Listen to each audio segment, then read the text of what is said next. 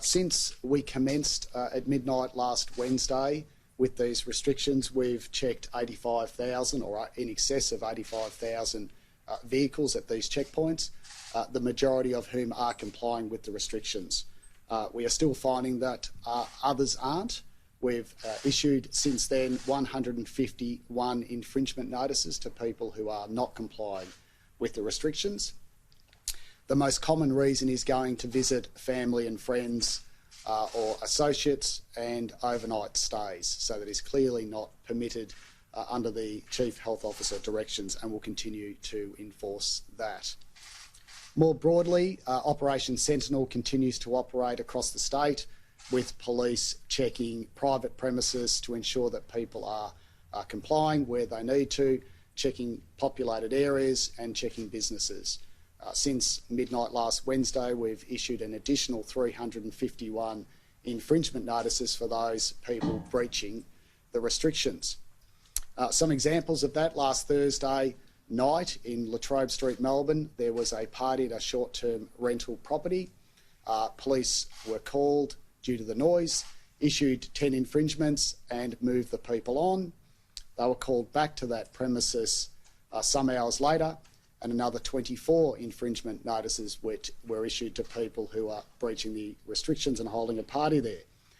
And this morning, the owner of that short-term rental was issued with a penalty notice and infringement notice for permitting that to occur, leasing out that property for that purpose.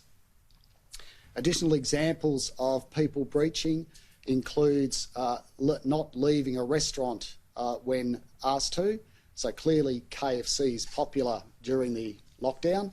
A person ordered KFC and sat in the restaurant and refused to leave. Police attended and the person still refused to leave, wanting to finish their KFC. They were also issued with an infringement notice. And then last night, 10 mates sitting together around a heater, consuming alcohol, clearly a breach of the restrictions out on the street, and they were also issued with infringement notices. The reasons for leaving your premises are well known. I can say they don't include playing Pokemon.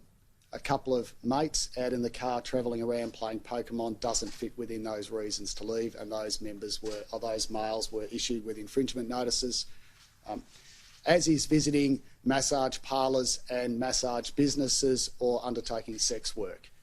Since the restrictions have commenced, we've issued over 40 infringement notices to individuals visiting those premises, and additionally 2 business infringements have been issued, so over $10,000 fines to those premises as well. So we ask, please, to the community, abide by the restrictions, support the work that's being done to address this health emergency. As has been said a number of times now, the time for discretion is over. Any blatant, deliberate breach of the restrictions will result in an infringement notice being issued. A particular concern for us is the ongoing parties and gatherings. People playing poker, people holding parties.